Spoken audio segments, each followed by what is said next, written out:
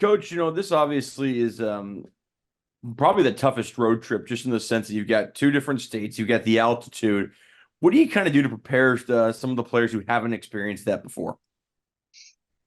First off, sorry for my voice. I've just got kind of a bug going in my body. So, um, I'm not even discussing it. I just think there's things that you always have to deal with. You know, some of what you have to do is just be an elite mindset and not dwell on things you can't control. What I've got to do is trust that, I'm nine deep, and I think we have nine players that are healthy and can play. And we got to rotate them in, and everybody's got to step on the floor and compete well. So, yeah, I'm one of those that I know some players will be affected more by it, and it's a real thing. It's just gonna take us being, to manage that, especially first quarter. I think when everybody tries to get their second wind. We've obviously talked a lot about LA throughout these last few weeks, really the whole season. It just, but when you start looking at the numbers, she leads the team in scoring during conference play. I mean, even including Charlize. Just is there still stuff she's doing that kind of surprised you, that she's been able to take on this big of a role this quickly? Yeah, yeah. Well, I mean, being in the gym with her every day, now things don't really surprise me much. I was shocked by her, just unflappable. Like she doesn't get caught up in the bigness of anything. She seems to handle her nerves really well. She doesn't get too high or too low. Just for a young player, I was shocked that she could be so present in whatever's happening on the court.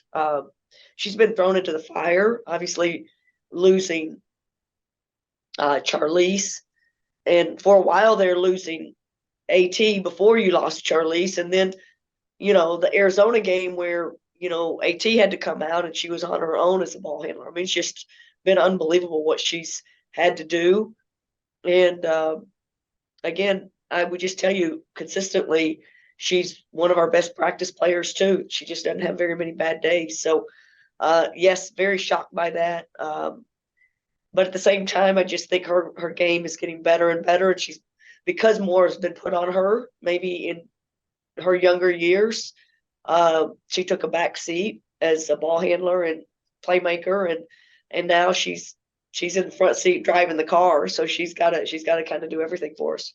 So I was wondering, see, these were the first teams you faced immediately following Charlize's injury, and so I wanted to ask, how have you seen the team progress in the month since then, and how confident are you that they'll be able to go out there and play not seamlessly, but like without Charlize? And how obviously how much have they learned? How much have they progressed? Yeah, yeah. Again, I've got to look at things. I'm hopeful. I'm hopeful that we still have some a ceiling above us, and that we haven't reached our potential. When I think of our young players, I think they can get better. I think they can be more consistent. When I think of Bella, I think she can give us a more consistent scoring punch. I think B, as an older player, can give us a more consistent scoring punch. So I think there's points out there for us. I think we match up okay with both these teams. I think in years past, for the most part, really well with Colorado. But it's hard. Everybody's fighting for, a top four seed. Those guys are fighting for top 4 or 5 or 6 seeds in the whole NCAA tournament. Um, Senior night at Colorado, altitude, like you said, the travel. No one thinks that's an easy trip going to the mountain school. So there's a lot of things that I think, probably aren't working in our favor, but we've just got to trust who we are and keep expecting and rising to the occasion. And for the most part, that first weekend that we didn't have Charlize, we played at a really high level, competed really well, didn't have great fourth quarters. And I still think that's something that is out there for us. We've got to put together 40-minute games. I thought we did that really well against Oregon. So, I'm not afraid of playing two of these top teams in our league, and excited about the opportunity, and really feel like we can match up well with both of them. And then back to LA, with her surpassing Charlize's double-figure game mark.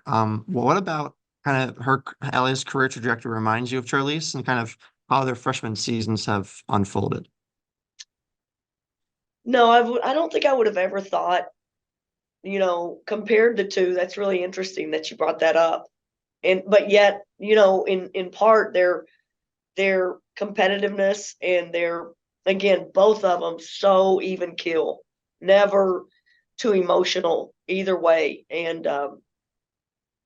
but very different in their games, very different in their leadership styles, very different in